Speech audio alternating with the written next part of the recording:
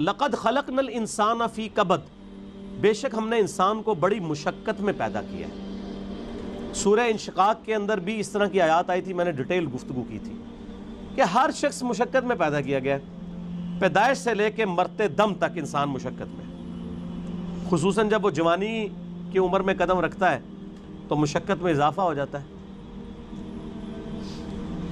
اور وقت کے ساتھ ساتھ انسان پہ برا وقت ہی آتا ہے، اچھا وقت نہیں آتا۔ انسان کی مصروفیات بڑھ جاتی ہیں، انسان کی تگ و دو بڑھ جاتی ہے، اولاد کی تربیت کا معاملہ، ان کے رزق کا بندوبست کرنا، ظاہر ہے اللہ نے اسباب کے ساتھ چیزوں کو جوڑا ہوا ہے، تو پوری زندگی انسان مشقت کاٹتا رہتا ہے۔ لیکن کامیاب ہیں وہ لوگ جن کی یہ مشقت اللہ کے لیے ہوتی ہے، چاہے وہ اپنے بیوی بچوں کے لیے بھی کر رہے ہیں، لیکن خدا ٹاپ پرائرٹی رہے، اللہ کو ترجیح اول مانے۔ جیسے ہی اللہ کے حوالے سے ترجیح ہٹ گئی تو آپ کی بڑی سی بڑی نیکی بھی زیرو سے ملٹیپلائی ہو جائے گی۔ ایک شخص رزق حلال کما رہا ہے، اس کے لیے نیکی ہے، لیکن اگر اس کی وجہ سے وہ نمازیں چھوڑ رہا ہے، روزے چھوڑ رہا ہے، اللہ کے احکامات کو پامال کر رہا ہے، تو یہ اس کی نیکی پھر کس کام کی ہے؟ وہ تو پھر کئی اور لوگ بھی کر رہے ہیں۔ کیا دنیا میں لاکھوں غیر مسلم ایسے نہیں ہیں جو حلال کما رہے ہیں؟ بڑے بڑے اپ رائٹ قسم کے لوگ ہیں، اس طرح کے آپ کو مسلمانوں میں دکھانے مشکل ہو جاتے ہیں، لیکن جب تک خدا کے ساتھ کمٹمنٹ نہیں ہوگی آپ کی نیکیوں کا آپ کو فائدہ نہیں ہوگا۔ تو انسان کو مشقت میں اللہ نے پیدا کیا، ماں کو بھی مشقت اٹھانی پڑتی ہے، باپ کو بھی اٹھانی پڑتی ہے، اور انسان جب یعنی بچپن میں تو اس کی بڑی بادشاہ والی زندگی ہوتی ہے، جو جوانی میں قدم رکھتا ہے اس کی مشقت کا دور شروع ہو جاتا ہے، حتیٰ کہ انسان اس زندگی سے فارغ ہو جاتا ہے۔ اتنی تکلیفیں اٹھانے کے بعد ابھی آخرت کی تکلیفیں باقی ہیں۔ اگر کسی نے دنیا میں اللہ کی مرضی کی زندگی گزاری تو اس کی یہ مشقت عارضی ہے، ہمیشہ کی کامیابیاں اس کا مقدر ہے، اور اگر کسی نے دنیا اپنی مرضی کی گزاری تو یہاں پہ کتنی عیاشی کر لے گا، وہ الٹیمیٹلی مر کے ہمیشہ کی زندگی میں اللہ تعالیٰ کے حضور اسے ناکامی کا سامنا کرنا پڑے گا، اور ہمیشہ کی مشقتیں، ذلت اور عذاب اس کا مقدر ہونے والی ہیں، وَلِعَوْذُ بِاللَّهِ تعالی۔ تو انسان کی کوشش ہوتی ہے، اب وہ کوشش اگر پازیٹیو ہے رزلٹ پازیٹیو نکلے گا، نیگیٹو ہے تو نیگیٹو نکلے گا۔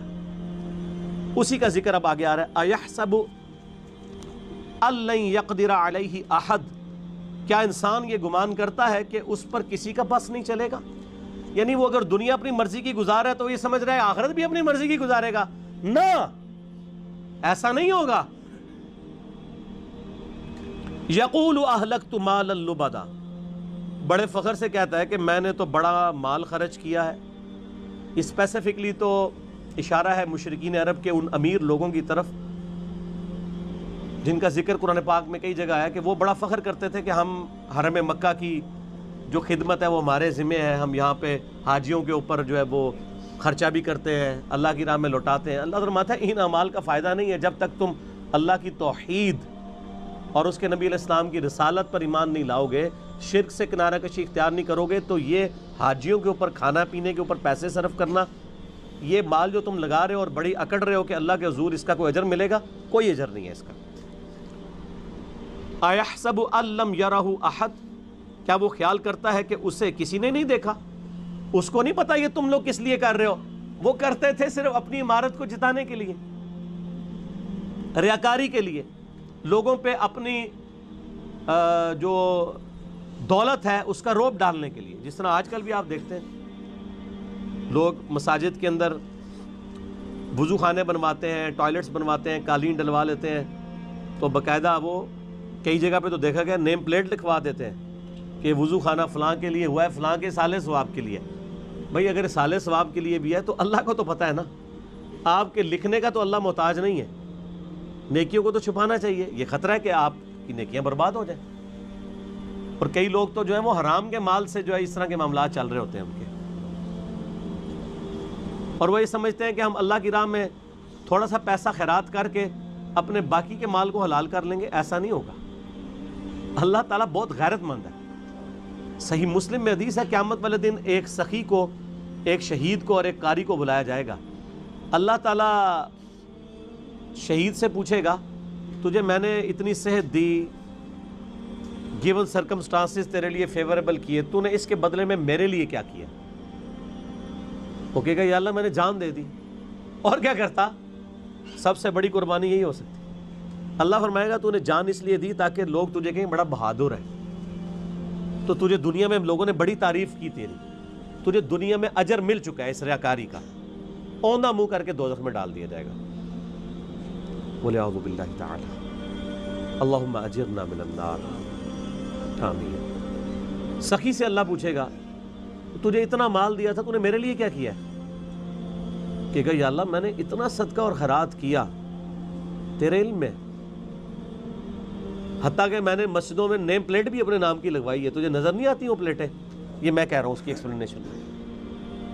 अल्लाह फरमाएगा तूने इसलिए सब कुछ किया ताकि लोग कहें बड़ा सखी है, तो दुनिया में तेरी बड़ी तारीफ हुई है। आज भी आप देख लें, मैं नाम लिए बगैर कहता हूँ, लाखों के दस्तरखान रोजाना के चला रहे हैं हराम के माल के ऊपर, और लोग उनकी बड़ी तारीफ भी करते हैं। देखें जी, चले जो कुछ भी है गरीबों को खिला भी तो रहा है ना। ये क्राइटेरिया दुनिया में ठीक है।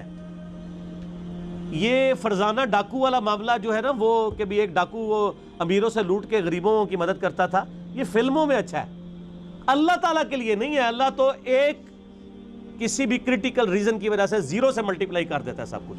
बेपरवाह है ना सर, आप अपनी दाढ़ी पगड़ी नमाजों से और बड़े बड़े दस्तरखानों से अवाम को धोखा दे सकते हैं, अल्लाह को नहीं। सही मुस्लिम में हदीस है, अल्लाह ताला तुम्हारे शक्लों और तुम्हारे माल को नहीं देखता, दिलों और अमाल को देखता है। शक्ल भी नहीं देखनी और माल भी नहीं देखना। आप लोग क्या देख रहे होते हैं? बड़ा नूरानी चेहरा है, अल्लाह का कितना करम है इस पे, कितनी दौलत है, और अल्लाह क्या फरमा रहा है? दिल और अमाल। हत्ता कि सही बुखारी में आता है, और इसका जिक्र इशारतन सूरह तौबा में भी आया है। जब नबी इस्लाम ने अपील की ना ग़ज़वा तबूक के मौका पर रोमन एम्पायर से लड़ना था, उसकी एक नमाज़ ज़ोर हो सकता है, उसकी हजारों नमाज़ ज़ोर जो हरम में उससे बढ़कर हो, क्योंकि अल्लाह ने नेकियां तौली है, गिननी नहीं है। यानी मजदूरी करने के बाद उसको अगर किसी के पास 5 नोट 10-10 रुपए के हो और एक नोट 5,000 रुपए का हो, जरूरी नहीं वर्थ किसकी ज्यादा है? खजूरें मिल जाती है 5,000 की, जौ के दाने मिल जाते हैं, अगरचे नोट वो एक है लेकिन उसकी वैल्यू ज्यादा है।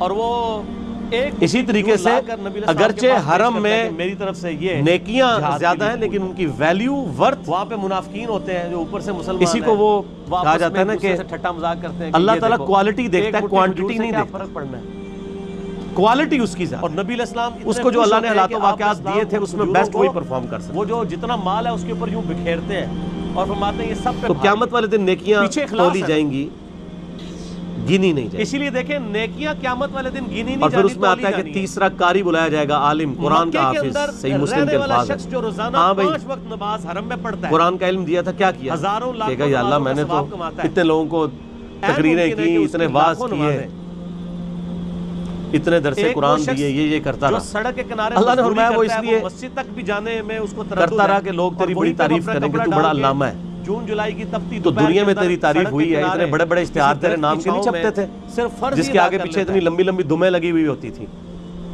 तो तुझे दुनिया में अजर मिल चुका है, उसको भी औंधा मुंह करके दोज़ख। तो रियाकारी के साथ अमाल एक्सेप्टेबल नहीं है। अयहसबु अल्लम यरहु अहद, क्या उसने ये ख्याल किया कि उसे कोई देख नहीं रहा? अलम नजअल लहु ऐनैन, क्या हमने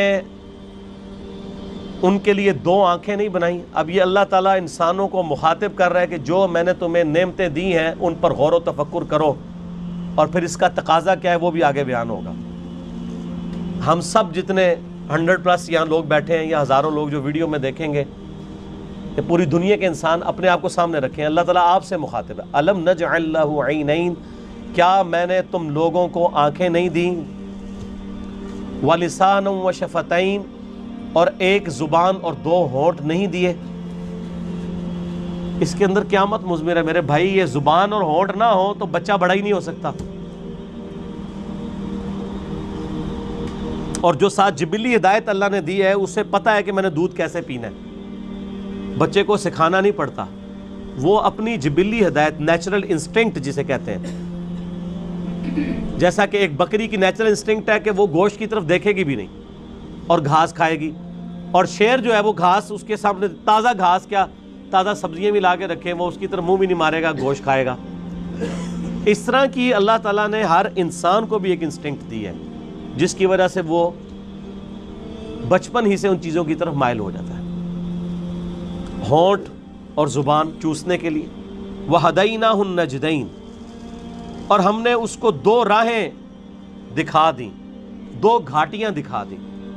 ایک معنی اس کا یہ بھی کیا گیا ان دو گھاٹیوں سے مراد اس بچے کے لیے جو ماں کے دودھ پینے کی جگہ ہے وہ مراد لی گئی ہے، چونکہ ہونٹوں کا ساتھ ذکر ہے اور زبان کا ذکر ہے، اور اس کے بعد اس کو جبلی ہدایت بھی دی ہے یہاں سے تجھے دودھ ملے گا۔ اور ایک اس کا معنی یہ کیا گیا ہے کہ ان گھاٹیوں سے مراد یہ ہے کہ اسے بتا دیا گیا ہے کہ یہ حق کا راستہ ہے، اس کا انجام جنت ہے، اور یہ برائی کا راستہ ہے، اس کا انجام جہنم ہے۔ اِنَّا هَدَيْنَاهُ السَّبِيلَ إِمَّا شَاكِرًا وَإِمَّا كَفُورًا، ہم نے ہدایت کا راستہ دکھا دیا ہے، چاہے شکر گزاری کی روش اختیار کرو خواہ نہ شکری کی۔ فَلَقْتَحَمَ الْعَقَبَةَ، پھر وہ داخل ہی نہیں ہوا اس گھاٹی کے اندر جو اللہ کی ریکوائرمنٹ تھی کہ کون سی گھاٹی اختیار کرنے والی تھی۔ وَمَا أَدْرَاكَ مَا الْعَقَبَةُ، اور تمہیں کیا پتا ہم کس گھاٹی کا ذکر کر رہے ہیں۔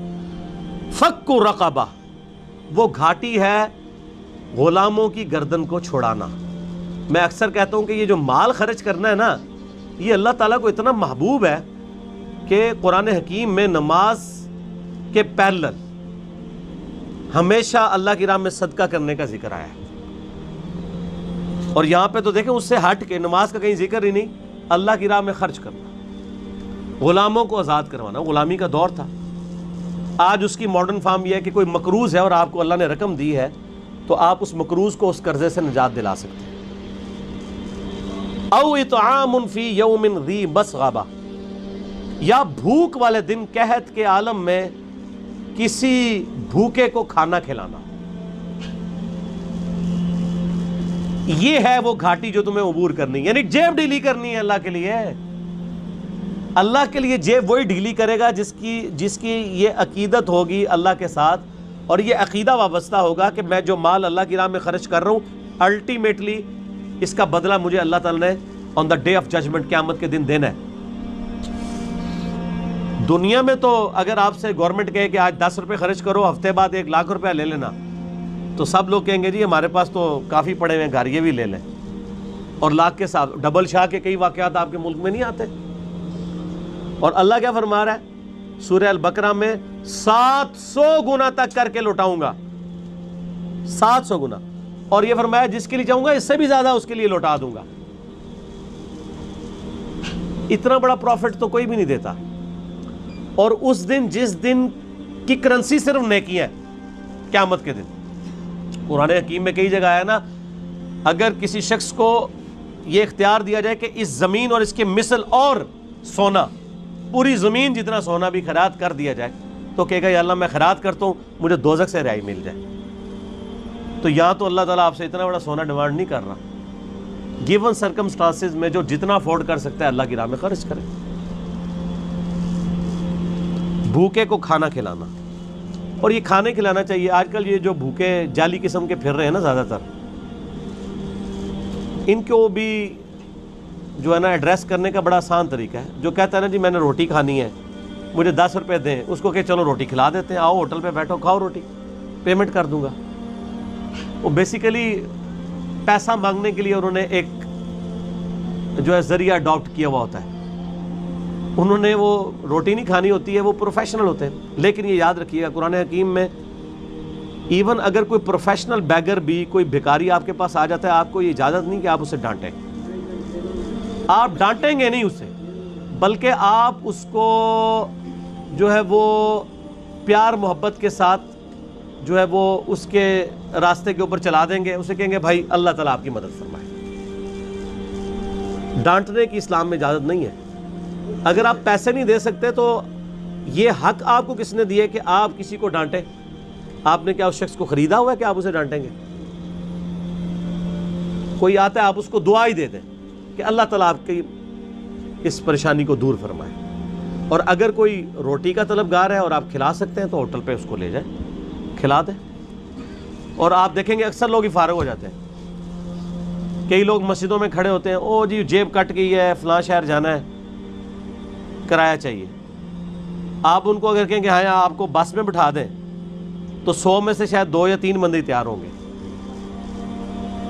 تو مقصد تو ان کا جانا تھا. میں تو یہی کرتا ہوں, اگر کسی کو اس طریقے سے معاملہ ہو تو میں تو پھر اس کو بس میں بٹھا کے آتا ہوں, کنڈکٹر کو کرایہ اس کے ہاتھ میں, اور ساتھ کیا کہتا ہوں کہ اگر یہ اترے تو کرایہ تیرا, چلو اس غریب کے کام آ جائے نا, اس کو نہیں دینا جس نے 2 نمبری کی ہے, جھوٹ بولا ہے.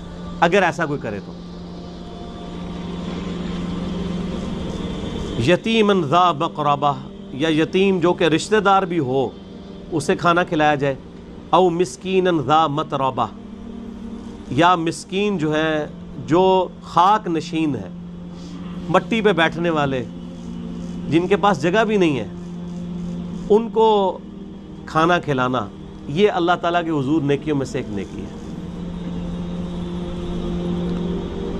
ثم کان من الذین آمنوا وتواصوا بالصبر وتواصوا بالمرحمہ, پھر اس کے بعد ایمان والوں سے جو ایک دوسرے کو نصیحت کرتے ہیں صبر کی, اور ایک دوسرے کو رحمت کی نصیحت کرتے رہتے ہیں. دیکھیں اللہ کی راہ میں صدقہ اور خیرات کرنے کے بعد اللہ تعالیٰ نے ایمان لانے کا ذکر کیا ہے, اور اللہ کی راہ میں جو صبر و استقامت ہے اس کا ذکر کیا ہے, صرف امپورٹنس بتانے کے لیے کہ اللہ کی راہ میں جیب ڈھیلی کرنے کی کتنی امپورٹنس ہے.